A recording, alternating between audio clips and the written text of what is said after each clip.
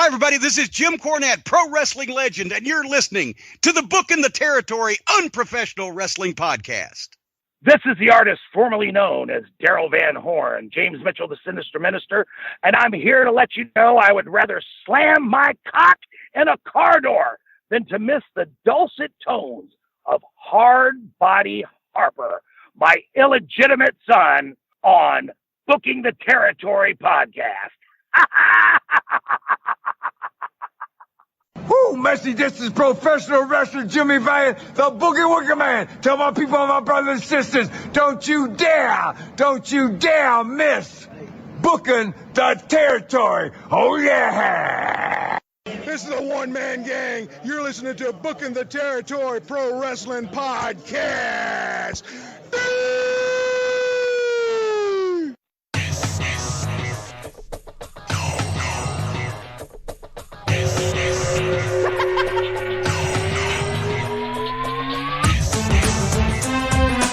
Welcome back, everyone, to this week's episode of Booking the Territory, the Unprofessional Wrestling Podcast, where today we are covering WCW Saturday Night on TBS from May the 16th, 1992.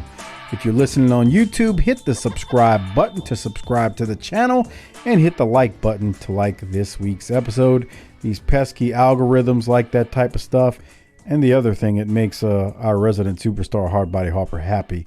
Doc, let me welcome you into the show. How are you? It's been just 24 hours since the last week we recorded.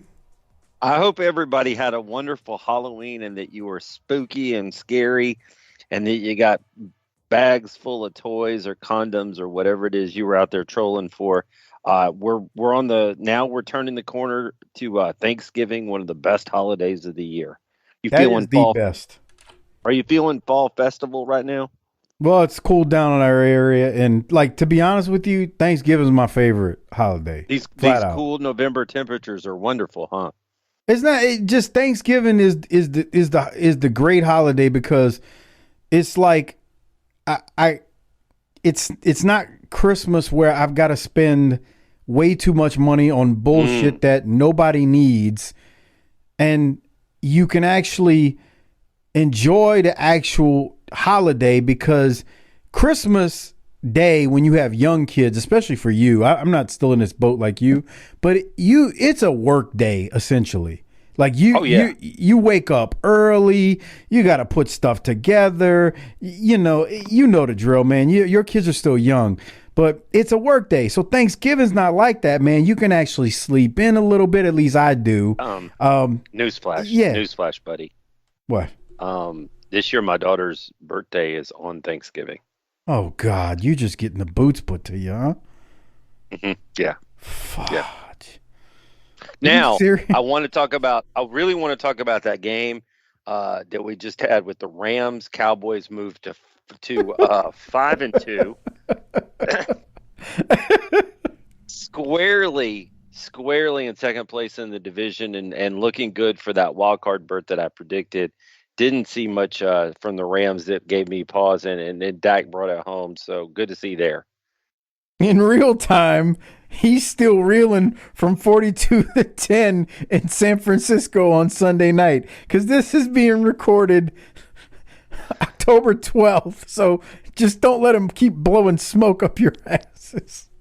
Shit, the way the world's going, Mike, we may not be alive by the time this thing airs. You know what I mean? Hey, man. We'll see. It's scary out there. Everybody better, get their night vision goggles. We're still telling these jokes that are a couple of weeks old because this is our third show in 3 days in real time, and I'm probably going to stay up tonight and get soused and watch the pay-per-view because we're going to hit that next week. It's a wrestling season. It's also baseball season. Hopefully, by the time this comes out, we'll have won the World Series. That would be great. The NBA will be in full swing. Now, you're racist and hate the NBA. It's one of my favorite things in life. I love the NBA. College basketball is for white people. The NBA is for us brothers. You know what I mean? says White Lashley over there. You shouldn't joke like that. All these crackerhead crackers that can't shoot the ball. I'm like, dude, put the biscuit in the basket. Come on. You shouldn't joke like that, man. Somebody's listening to us for the first time right now, and they're like, "What? Mike's racist? He doesn't like the NBA?" Come on, man. Like you and Harper always say, "Come on." Come on. Oh man. All right. Well, hey, here's the deal. I'm on a level. We always shoot everything to the best of our ability, straight down the middle. I'm not going to lie to you here, folks. This is not going to be a long episode. Mike and I have not lived enough life to have a real good open here. You've probably heard 95% of the open. It is late in the day of a long day for both of us. There's NFL football and we're missing, and this is a 42-minute show that we're about to cover. So we're here for a good time, but not a long time, if you know what I mean. I think I've blown myself up in the pre-show. Where's the video version? I'm ready to roll, son. I told you no flips and no dives. We just don't have enough like stuff that's happened since the last time we spoke. All we do is work and sleep and record this fucking show. We can't get any life lived to talk about anything. Right, so it's kind of hard to really, drill down to anything. It just anything happening in the world would get us kicked off YouTube at this point if we had a comment about it. So just stay safe out there, and don't let any missiles hit you. By the way, on last week's version, I didn't play this for you, but after we wrapped up, I did go on to the main event and pulled some audio from it. Remember during the main event, they said Ricky Steamboat called into the corporate offices, and Steamboat was going to, he was going to speak on, I don't remember the exact verbiage they used, but hey, Steamboat's going to speak on whatever happened. Would you like to hear that, what he said? It's like 2 minutes long. You wouldn't? No. This is not a feud where he's going to say anything that I want to hear. And that's why I would have rather have Sting in this role than Steamboat, like I said last week. Because Rude is lugging him to the arena on this one. Maybe I'll play it at the end of the show. I played it at the end of last week's show, so if you waited till the very end after Doc said book it, it was on there. So if you didn't hear it, that's supposed to be the end of the show. I guess it's not. Well, no, I wanted to hear what Steamboat had to say, so I pulled up the main event, and I was like, oh, that's it? So it was just, it was just one of those things. Real quick, Doc, before we do jump into May 16, 1992, shout out to Disrespectfully Classy, Marky Blassie, Mike Childry, Joe Ice, good old Justin. Thank you for your generous support on Patreon each and every month and basically being the sponsors of this show. I don't have any new Patreon announcements this week because, like Doc said a few minutes ago, we literally have recorded 3 episodes inside of 48 hours at this point. So I'm not doing another one tomorrow, so you don't ask. Oh, well, that's why we're doing this one tonight, so that we didn't have to do another one tomorrow. So remember. Anyway, so I just wanted to point that out. We are still doing. I've been hollowed out here in terms of talent. I need to recharge. I need a refractory period to fill up with jizzy goodness. Me too. Anyway, we are still giving shout outs if you leave a 5-star review on Apple Podcasts or Podcast Addict. So make sure you leave a 5-star review and we will shout you out for sure. And don't forget to sign up on Patreon. The only way you get the pay-per-view that we're going to review, Wrestle War 92, with one of the better war games you'll ever see, is at tinyurl.com/PatreonBTT. That is tinyurl.com/PatreonBTT. Sign up, get all that Patreon gold. 400 plus Patreon exclusive episodes are available there. On that particular note, let's get started, Doc. We are talking May the 16th of 1992. Do you see what I'm talking about when I said, last week, this has to be the same week because look at Missy's hair and the dude behind her too. Anyway, Missy. You think he's trying to smell her back quarters? What is wrong with you? You ever go to a strip club and see the sniffers? That's disgusting. I didn't say it wasn't. I just said, have you ever done it? Seen them, not do it, but. Kind of, yeah. And it's just like, what are you doing, dude? I think some dudes are just nasty. They get off on stuff like that. Like, what are you doing? Yeah. So Missy's got the big hair again. She throws a JR. Jim Ross pumps up Wrestle War 92. He's going to bring in Teddy Long, and the audience gives Teddy Long a Teddy chant. And my note here was times have changed because boy, it wasn't that long ago, or it didn't seem like it, where he was Peanut Head nonstop. Peanut Head, that's all they were chanting at Teddy. Peanut Head. Teddy Long says he isn't the new Teddy Long. He is the real Teddy Long. Mm. Yeah. You got any thoughts on Teddy Long here? Talking about his community outreach. He's been doing some work in the hood. He's been doing what you claim to do when you're off from work. Community service and outreach. Yes, that is important to give back to the homies in the hood, like he said in this part. At first I thought he was going to co-host, and as we come to find out, he's not really the co-host. That's going to be Brian Pillman, and we'll talk about that in a minute. I was wondering why the black man got the short show, but it turns out he didn't even get that, so never mind. Right, he just got the intro. He's gonna. This is a time period right now where I think he's gonna kind of do a good bit of this, where he's talking about community outreach. So it's a real thing that he was doing, where he was doing all this community outreach. I ain't gonna stand in the way of a man trying to help out the underprivileged people. That seems like a good thing to do. You should try it sometime, you selfish prick. I do it all the time. I don't know what you're talking about. But anyway, let's go now to Teddy and JR wrapping up. We're going to get thrown to Johnny B. Bad and Scotty Flamingo, who are our main event this week. Let's see what they got to say leading up to the 2 out of 3 falls they're going to have. 3 fall matchup today. Johnny B. Bad, a man you know very well, and Scotty Flamingo, 2 top light heavyweights. Let's hear their comments. Johnny B. Bad, the bad man of World Championship Wrestling. And this week, I've got Scotty Flamingo. It's going to be a blessing to teach you a lesson. I know why they call you Flamingo, because your legs are so skinny.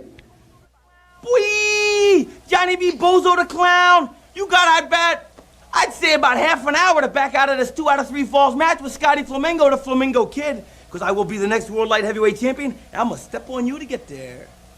Should be a great matchup, and I know that you...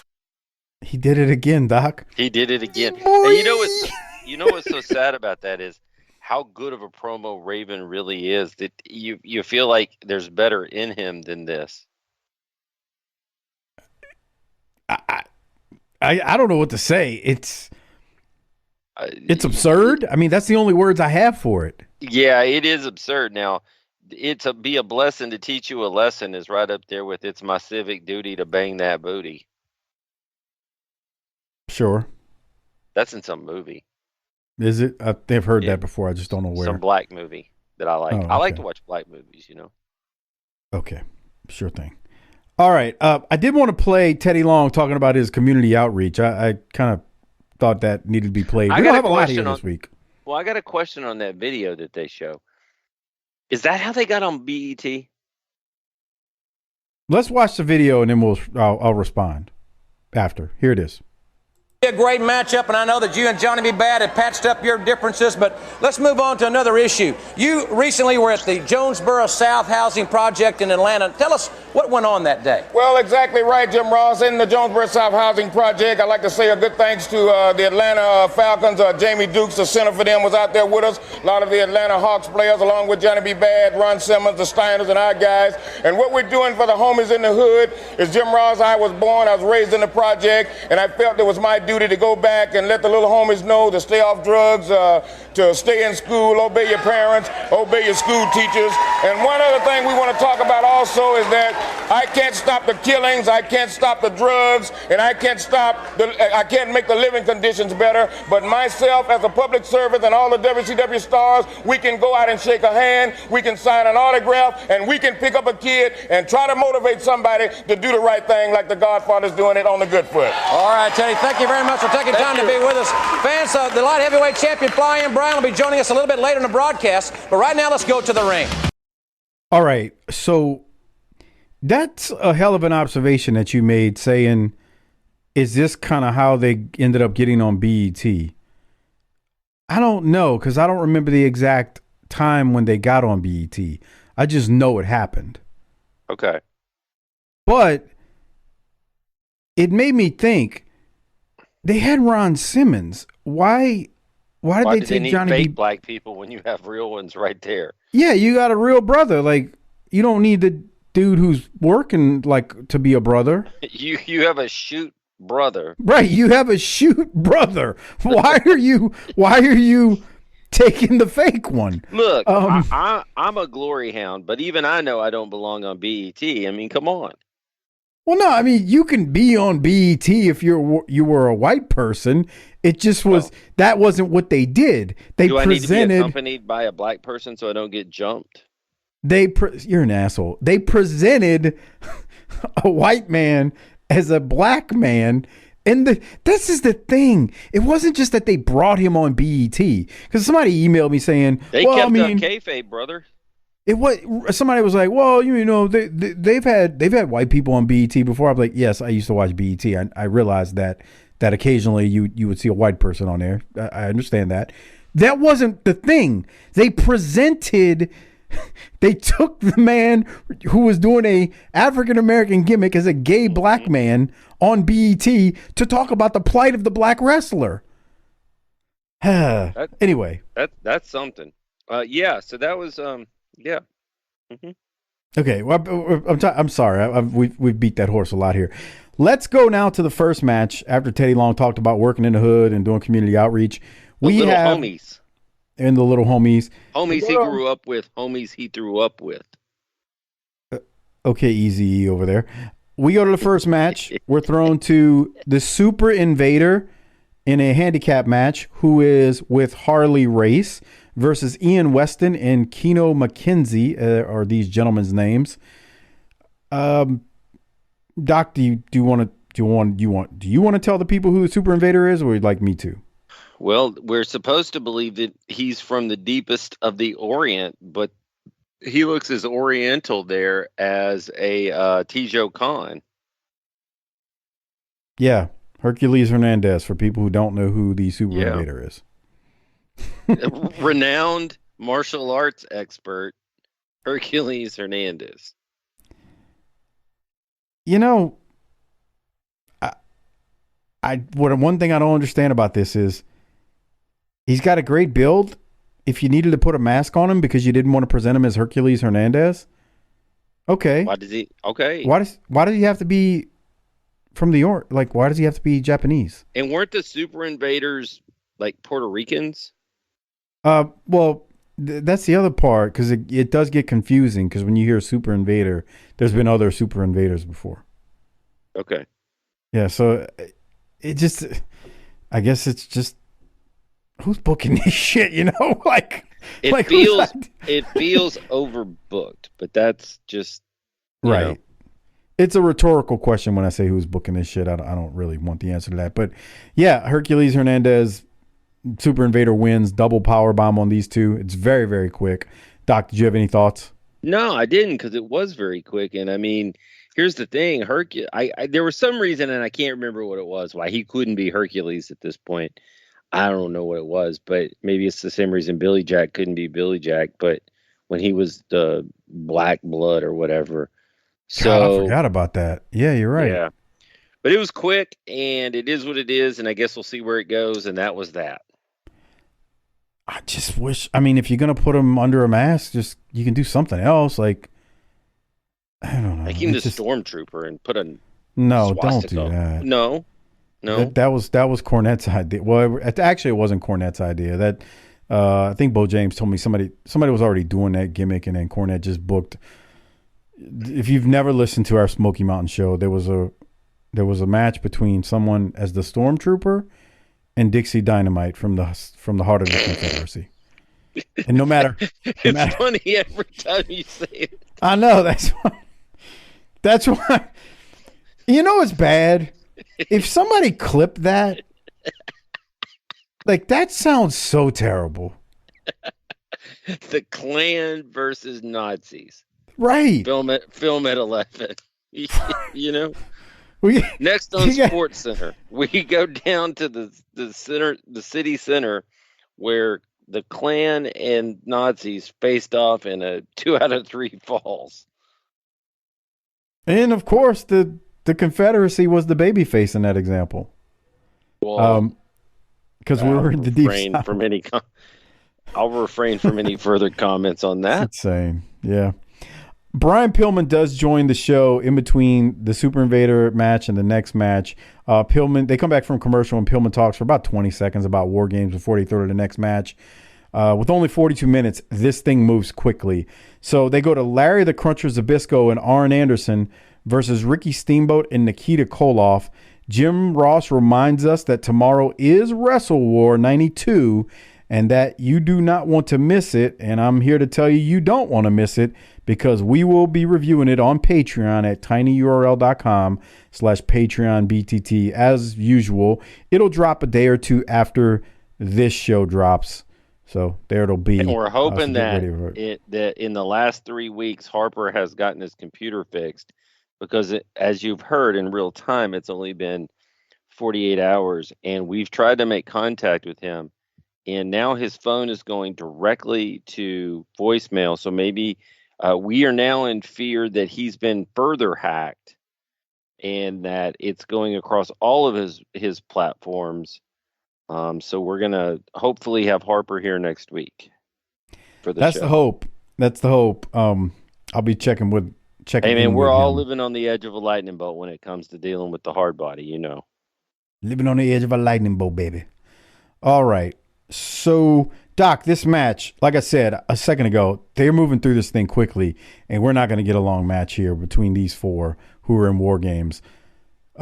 Your thoughts, if you have any, because there wasn't much. I like the one that they did early on. They did I believe it's at 10:40. Since you haven't passed it, they do a sleeper reversal that I thought, they get a little sleeper action going, and I like that. Why are you going back so far? Why do you hate wrestling? Arn does the thing where he wants timeout because he's about to get. Well, give the man a timeout. If he has the ball, then he can call timeout. You told me 10:40. There's no sleeper going on right here. We just saw a double bump between Arn and that. I just watched this tonight. Okay. Just watch it tonight. I was taking notes in a car at a soccer practice, dickhead. Lay off me. It must have been before that. Okay, well, it was before that, but they did it nice, and if you have the means, I'd say go watch the match. It's not bad. It just ends prematurely because we don't have a lot of time, and they needed to get some interference going. And once they do that, it's a nice little prelude into the War Games match, if you ask me. The finish, again, I think this match was like 3.5 minutes. We get a hot tag to Koloff. Steamboat was kind of taking a little bit of heat. Nikita Koloff comes in. He's wheeling and dealing.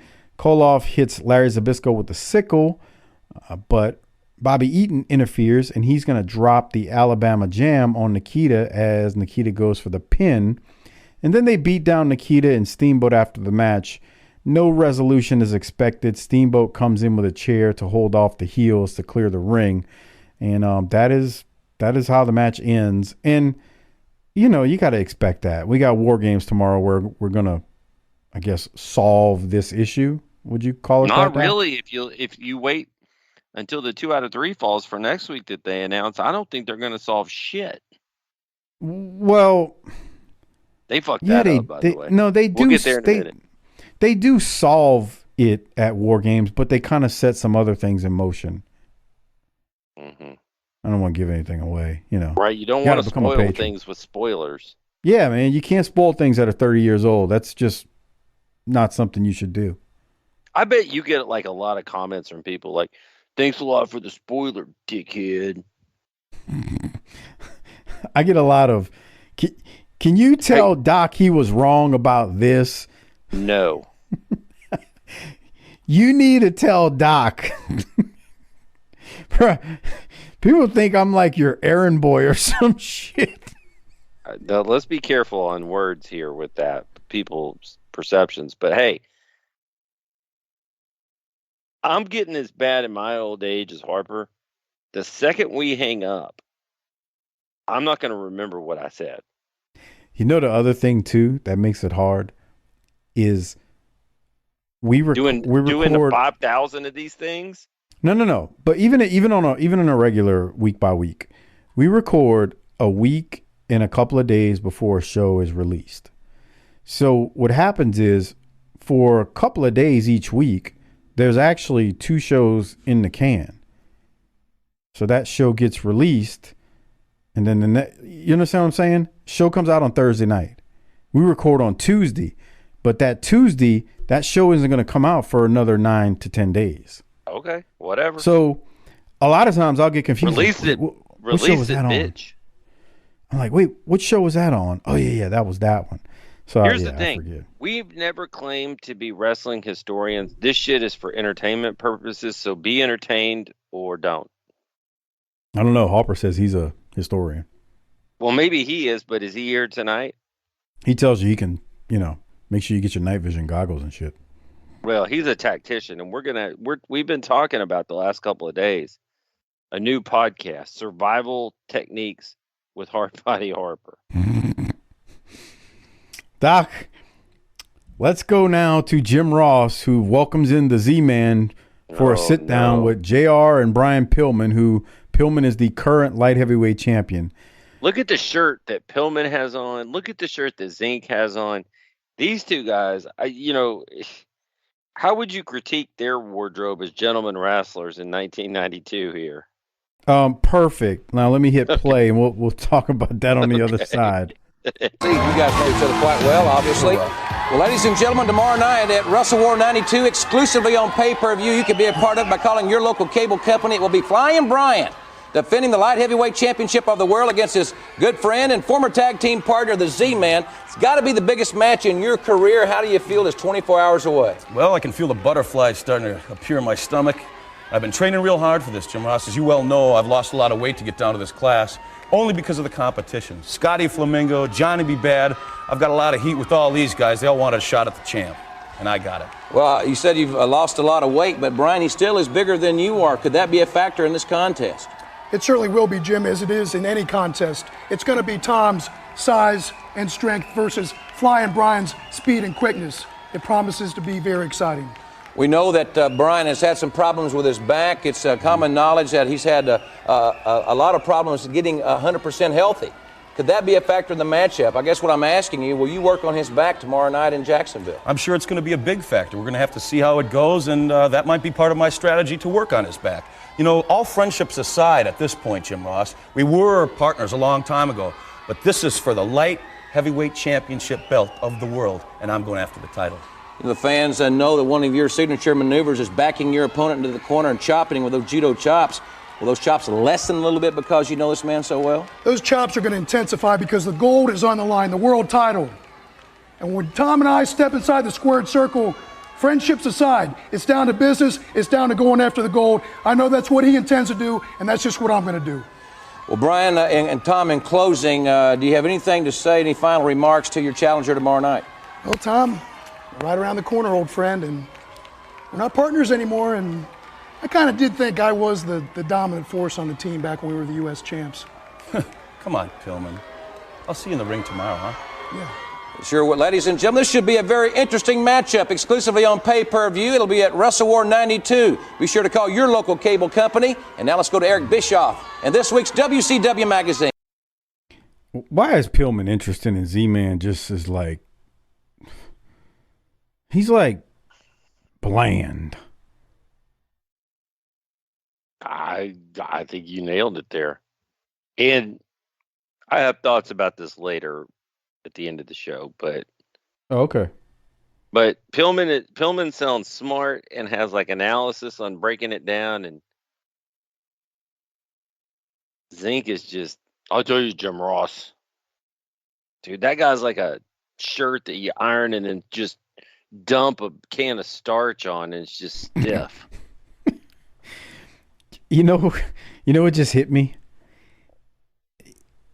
Z-Man's acting level right there was Jason Hervey level when Hervey was on a few weeks back. And that's actually a compliment to Z-Man that I just gave, because Z-Man's not a professional actor. He's a pro wrestler.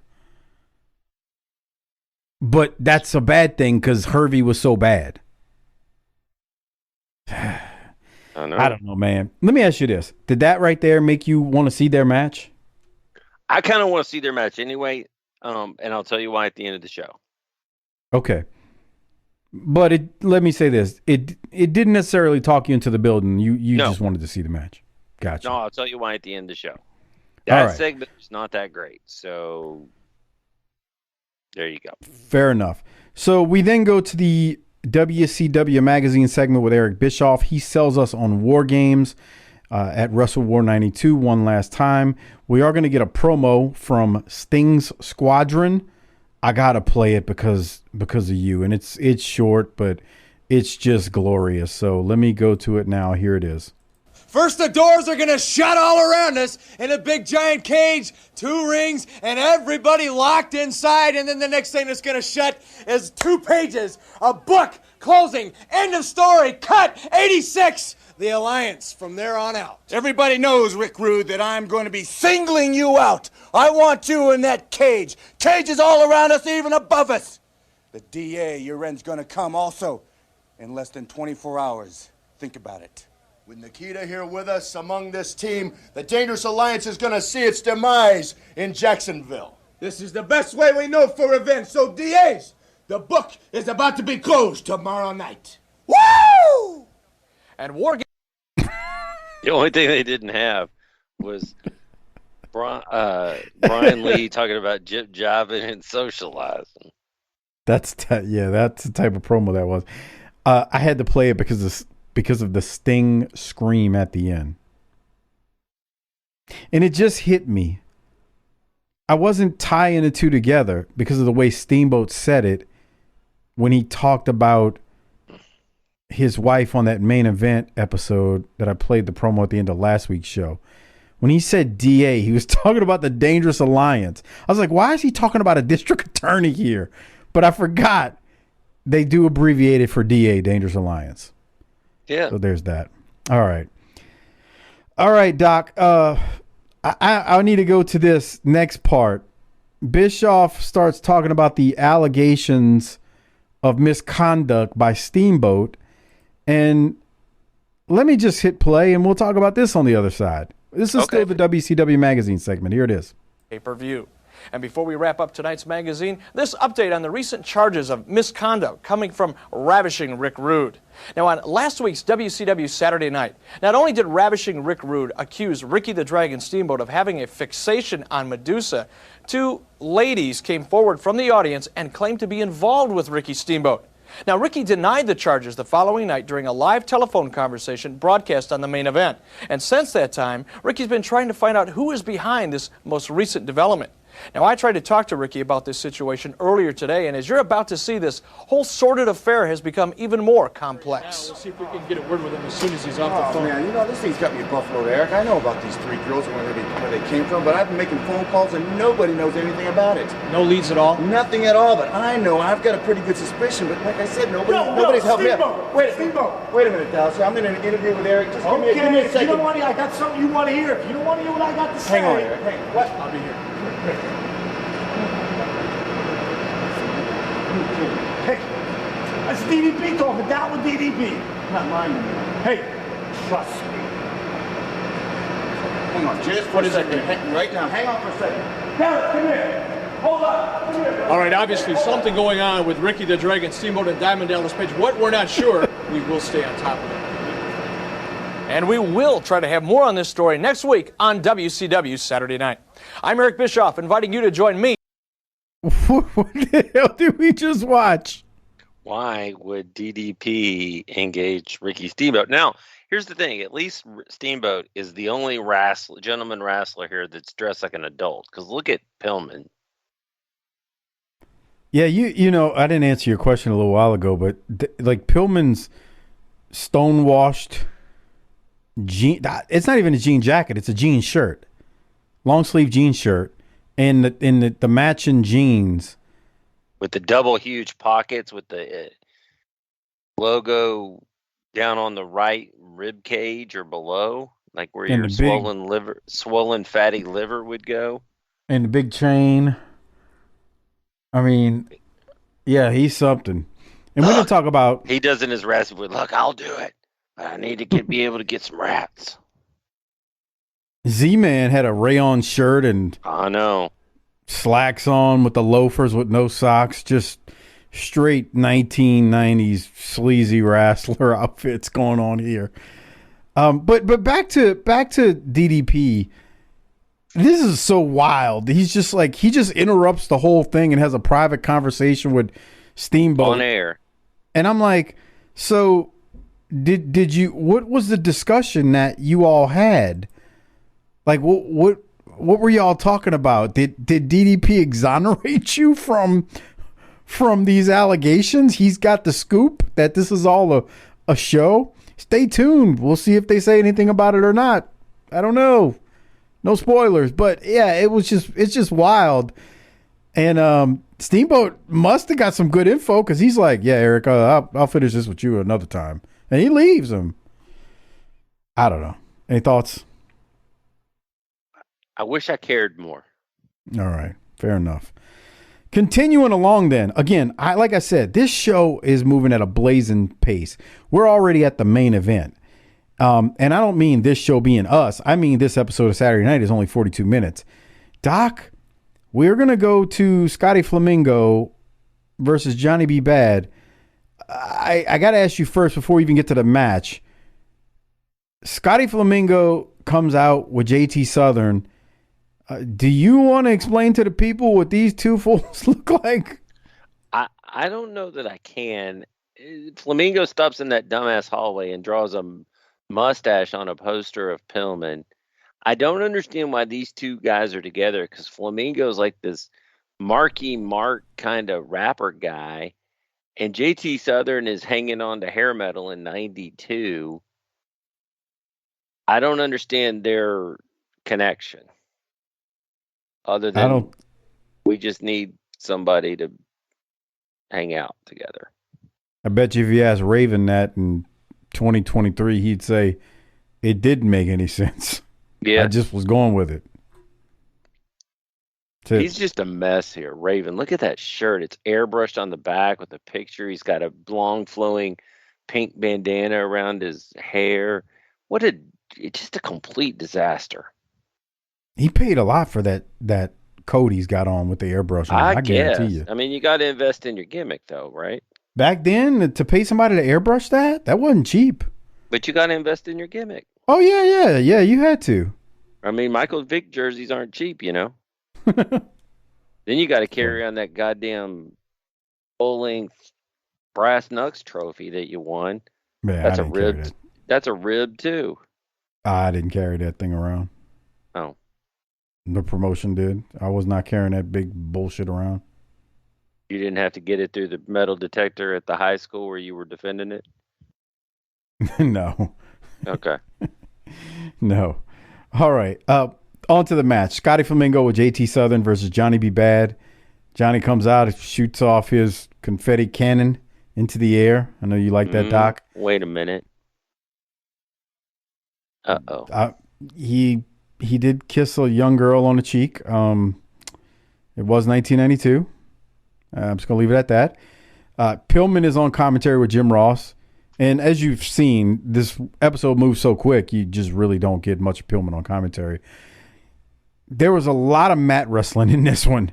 They worked the headlock for a while in the first fall. I mean, they worked it so long it became the finish. That was my note of the first fall as they worked this damn headlock. But I'll go to you. You tell me what you thought about this. Can I tell match. you a few things? Sure. Well, they had 17 and a half minutes to get all this in, which again is not enough. Not for 3 falls. No, but okay, so I thought Pillman was good on color. And I've heard JR say in the past, like recently on his podcast, that he always felt like and had talked to Pillman after his car wreck where he obviously wasn't going to be able to be physical in the ring like he was anymore, that, hey, Brian, you would do good to move into the commentating booth. And, Pillman didn't want to hear it.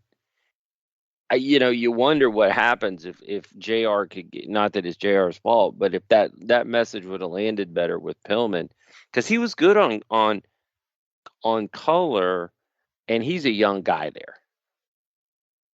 By the time has the wreck and he's in his mid-30s, and has matured and gotten saltier with this thing, I would imagine he would have been awesome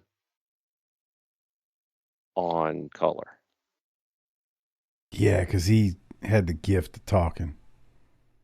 And he knew how to get heat, and he knew how to be an antagonist. And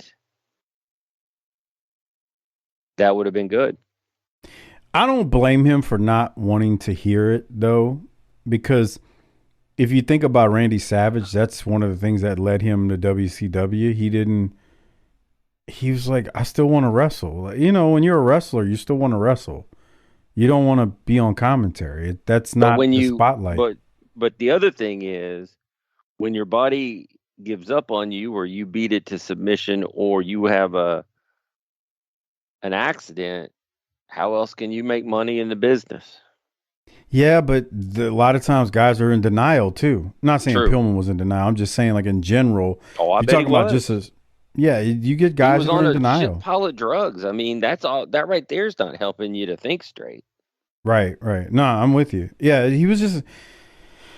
I think he could have did it. I mean, and especially hearing now, I didn't know JR said that, but yeah, definitely, I think he could have did it.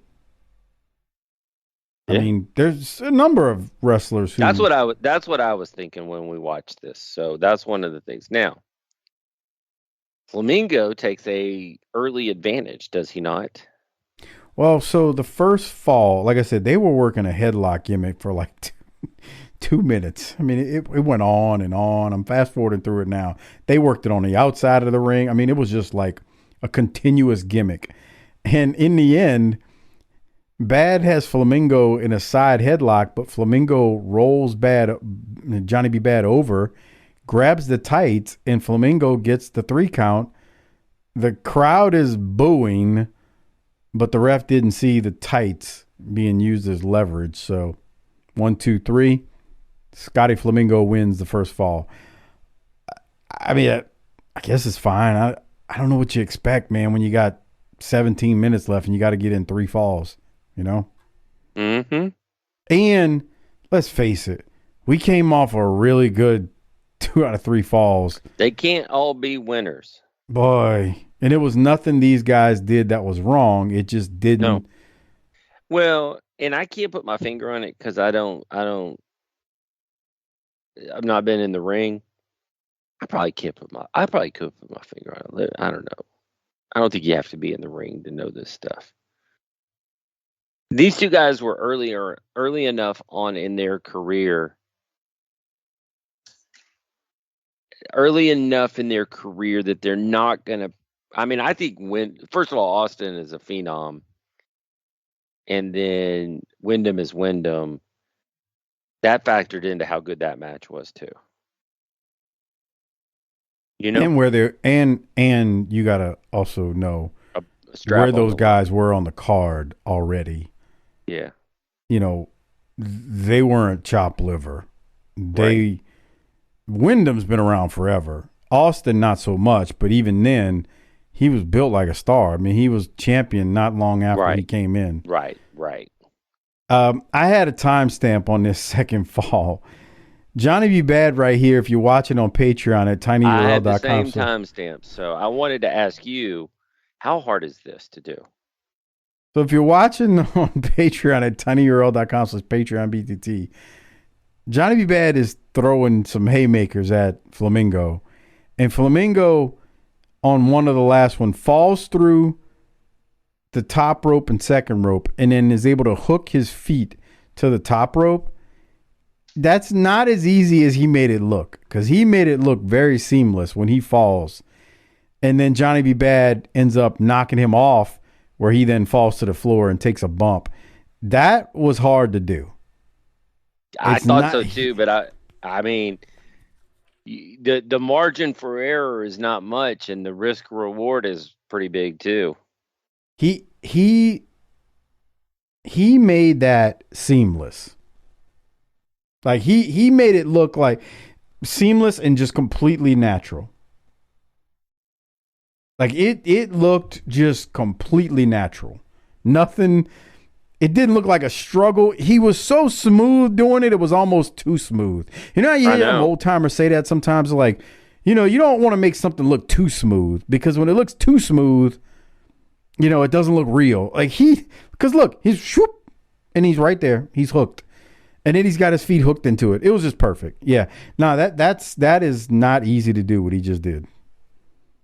And he even took the bump good, because when Mark Merrill, Johnny B. Bad, gets the feet off, Raven's got the sense of mind. As soon as his feet go, he twists his body so that he comes down on the side and basically on his ass. So he almost does like a 180 as he's falling. It's really good. I mean, two young guys, they just know what they're doing. There was no heat for this match, but that was nice to see. Again, you can watch it on Patreon, tinyurl.com/PatreonBTT. Doc, not long after that, we do get the finish. Do you have anything before we go? I'm not the finish, the second fall. Yeah, I thought Johnny B. Bad hit a really nice move to get the second fall. Yep. So Raven is about to suplex Johnny B. Bad off the top, but Bad throws Flamingo off of him from the top rope, and Bad is going to hit a sunset flip off the top rope, and Johnny B. Bad, after that, pins Scotty Flamingo. 1, 2, 3. So we got 1-1 here. Not bad. I mean, this match is fine so far. Like, the crowd's into it. I mean, there's nothing on the line other than, I guess they're both light heavyweight contenders, technically, even though Johnny B. Bad is nothing light heavyweight about him. Not bad. Good stuff so far. All right, Doc, I'm going to go to fall number 3. You got any timestamps before 37:20? I don't have anything till the finish, and then I have stuff. Okay. So I'm going to go to the finish, but did you want to say something before the finish? No. All right. So we get a power slam by Johnny B. Bad. There's a screwy looking go behind by Flamingo, and then Bad goes face first into the turnbuckle. The ref's back is turned. Southern hits Bad with his guitar, and then 1, 2, 3, Flamingo pins Bad, which means he wins the match. I'm trying to wait till we get this like weird looking go behind. I don't know what the hell was supposed to happen. It just looks screwy. Was that one of your questions? No. Right there. I don't know what they're doing. I don't know what the hell. I feel like something else was supposed to come, but I don't know. Maybe it just wasn't smooth. But JT Southern hits Johnny B. Bad in the head with the guitar. The ref doesn't see it. 1, 2, 3. Raven, a.k.a. Scotty Flamingo, wins. They do end up Z-Man's going to hit the ring, and he tells on Southern. Oh, God, what an asshole, huh? He tells the ref, oh, Southern hit him with the guitar. They end up jumping Z-Man and putting the boots to him. And then Pillman gets involved in order to help Z-Man. I just would have let them whip Z-Man's ass if I was Pillman, especially knowing I got a match with him tomorrow. And then the heels end up getting the hell out of there because Pillman clears the ring. Any thoughts before we go to the wrap-up with the promo? Because there's some good stuff that happens in the wrap-up. Yeah, I just don't understand why Z-Man has this authority all of a sudden. But to be honest, a couple of thoughts. This match was not bad. There was nothing wrong with this match, to be honest. It just was never going to live up to what we watched. And this is where our recording schedule is actually hurting our view of the product, because it was last week, but for us, it was 24 hours ago. So that match didn't last. This match didn't live up to the match that we watched last night. And so, it's just not going to get there. And that's okay. It's different. I thought they got out of it probably the best way they could to keep things going, and really to then move over into this Zinc Pillman thing. So I guess that's where you're headed next. Yeah. And I think I even think if it would have been a week before we watched this, we still kind of would have had the same thing. We oftentimes joke about, quick shows. We're like, oh man, we're going to give that an A. It was only 45 minutes, right? And this actual show, there's nothing wrong with the show. The main event's fine. I actually think it's probably one of the better 2 out of 3 falls matches we've seen, because there's been some that we just go to the Arn Anderson and Big Josh one. That one was fine too. It was just long and pointless. Like, this actually makes a little more sense to me because they didn't really promote it, but these two guys are both light heavyweight title contenders. They didn't build it that way, but it is. It's true. Spoiler alert here, Scotty Flamingo is going to win that title at some point. I won't say when, but at some point.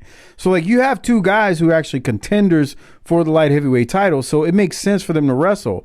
They didn't say that, but in my mind, I'm like, that makes sense. And we didn't get something bullshit where it's like, they went to TV time and then just cut it off. They actually got the 2 out of 3 in. The thing was, like you said, we had like 15, 16, 17 minutes to go to get all that in. So you can only do so much when you got to have, 3 falls inside of essentially 17 minutes. It's not easy. 5 minutes in a match goes like that. I don't think people realize how quick 5 minutes can just go by. So it's fine. But it is on the heels of the best 2 out of 3 we've seen so far. So that can be difficult. On that note, we do transition, like you said, Doc. Jim Ross is going to wrap us up, and I'm going to play 2 things here. Here's the first part. Out here, ladies and gentlemen, on Wrestle War 92 Eve. We're going to talk to Flying Brian and the Z-Man in just a moment, but right now I want to remind you that next week our big 6-man tag team main event will be a tremendous one. It will be Nikita Koloff, Ricky Steamboat, and Dustin Rhodes versus these 3 members of the Dangerous Alliance. Let me give you some advice. Koloff, Rhodes, and Steamboat, we have a motto for 2 out of 3 fall matches. The DA doesn't need the 3rd fall. Larry Zbyszko, Arn Anderson, and beautiful Bobby Eaton. You're looking at power. You're looking at Mr. Finesse and the natural Dustin Rhodes. Next week, 2 out of 3 falls. We're going to see just how tough you really are. That should be a great... All right. Any thoughts on that before we keep going, Doc? We're just about to have War Games, and you're already running it back. I don't understand. Okay, I haven't seen this in a long time, but I think they do tie it into what happens at War Games. Okay, they need to. Okay, and I actually think they record that maybe before War Games, but I thought they tied it in. We'll see though. Okay. I think they do, but I haven't watched it in a long time. So let's. But that's a good observation that you had, because you're like, I thought we're settling something at War Games. Why are we doing this now? So yeah, good observation. Thanks. Let's keep going. Second part of the close of this, Z-Man and Pillman. Here we go. Great 6-man tag team event. You guys taking some chances here tonight on the eve of your big championship matchup, but I know you've had problems with Flamingo and Southern before. Jim Ross, time after time after time, the Z-Man gets on a roll. I started to get out of the slump. I got things together.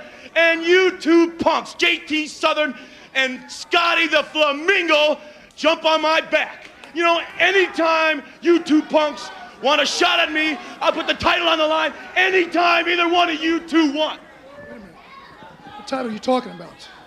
You talking about my title? Let's not get ahead of yourself, okay? Hey, wait a minute, Brian. It's national TV.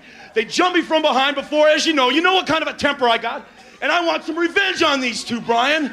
I didn't mean your title. Like, Brian, you're my best friend. Tom, I know you're hot at them. They're not exactly at the top of my list. But I'll tell you what, I've never known you to look past an opponent. I've come out here tonight to help you out, just like I did all the times we tagged up together. And you got no gratitude for it. Help me out. Yeah. You help me out. Yeah. To tell you the truth, Brian, a lot of people have been saying since you got the belt around your waist, you've been a little bit too generous with your help, Brian. I was fine on my own. You know something, Tom? We don't have to wait till tomorrow to do this. We can do it right now if you want. Do it right now? Guys, wait just a second. We don't have any more time, fans. We'll see you at Wrestle War 92. And don't forget to join us on the main event tomorrow here on TBS. JR's being like Lance Russell right now. Wait a second, guys. Come on, guys. Settle down. He's being like Lance Russell. I thought Pillman was exceptional here. The only reason I'm going along with this is that I think Pillman, I don't know this, so I'm guessing. is that one of these guys is about to turn heel, and I think it's Pillman. Zink was awful. He's just not good. No.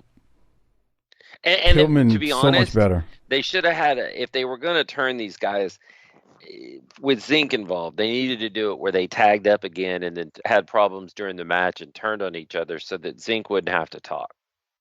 I don't remember if this is exactly where they turn him though. Like, okay. I think it's still a little ways off. He's kind of like they're trying to present him like they're turning him, but I just remember something else that happens. Let me say this: something else happens with him and Brad Armstrong where I thought that was like the turn, and that's like a ways down, like later this year, I think. So I don't know if this is necessarily the turn. I mean, remember though, they kind of made him. What did they do a few months back where they were like kind of starting to turn him, and it didn't even materialize. Direction changed, and you never know with this crew. Yeah. I mean, the problem is because then you have Watts about to come in, and he's gonna fuck with Pillman too in real life. So right. So you got all that going on that just. I don't blame it. And to be clear, none of us are blaming these wrestlers.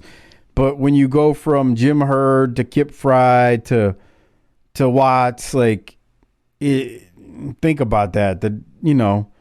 Jim Herd was clueless. Kip Fry was trying. I mean, you can't blame. I'm not even mad at him. He's not an idiot like Jim Herd. He just was, he took the mantle, or he took the lead role after. And then you get a bully like Bill Watts coming in who's, rules with an iron fist, who I would never want to work for a jackass like him. So that's that. But I thought Pillman, to the point you made, was exceptional here, man. He's outstanding. And give both of them credit here, because this does kind of make you want to see what's happening. And Pillman was spot on. Yeah. Hold on, Tom. I love how you called him Tom. There? Hold on, Tom. Aren't you getting ahead of yourself? That's a real thing to say in a situation like that. It is. All right. So on that note, Doc, that's how this episode wraps up. Before we rate it and hand out the Toot Toot Award, quick reminder, if you want to listen to our Wrestle War 92 pay-per-view review, you can only get it at tinyurl.com/PatreonBTT. That's tinyurl.com/PatreonBTT. Not only will you get that, you'll get all of the pay-per-views we've done in WCW. You'll get all of the clashes that we've done up to this point, which is about, 18 or so. tinyurl.com/PatreonBTT. There's so much available, 400 plus exclusive episodes. Time to rate it, Doc. What are you going to rate this one? It was a quick one. It was a quick one. It was okay. We're trying to get to this pay-per-view. I'm going to give this a B+. All right, that's fair enough, and I'm right there with you. I'm gonna give it a B+ as well. You're trying to act like Harper. Okay, not so, but who are you? Are you giving your Toot Toot Award to Scotty Flamingo, or are you giving it to the Super Invader? I'm just kidding. I'm gonna actually go with Brian Pillman for having to drag Tom Zink through promos. So not Sting or Steamboat in that WCW magazine segment? I thought about Flamingo for that move that he did, but I think that having to drag Zink through 2 promo sets has got to be tough. I'm going to give it to Pillman, but when you got a guy in this episode, and this is 2 weeks in a row that we've heard him do this, yeah, boy, Johnny B. Bozo the Clown. I kind of wanted to give it to him, but I can't do it, even though he had a good match. You know what I'm saying? Yep. Yeah. Okay. Well, we're in agreement. Pillman and both of us gave it a B+. So the next time you hear us, it'll be talking about Wrestle War 92. Now, Doc, can't wait. Did you want to hear Steamboat's promo, or you just really don't care? Y'all see? This is how much he hates wrestling. He doesn't want to hear what Steamboat had to say last week on the main event.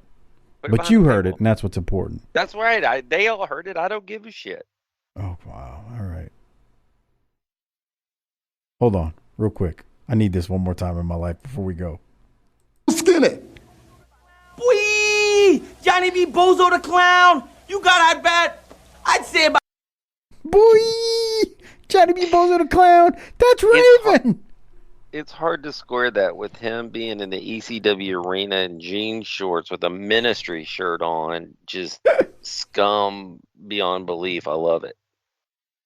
I mean, they did. Look, what was the story that Tommy stole his girlfriend? I mean, they did some hokey shit in ECW if you really think about the storylines. But from a character standpoint, this is so absurd to see him.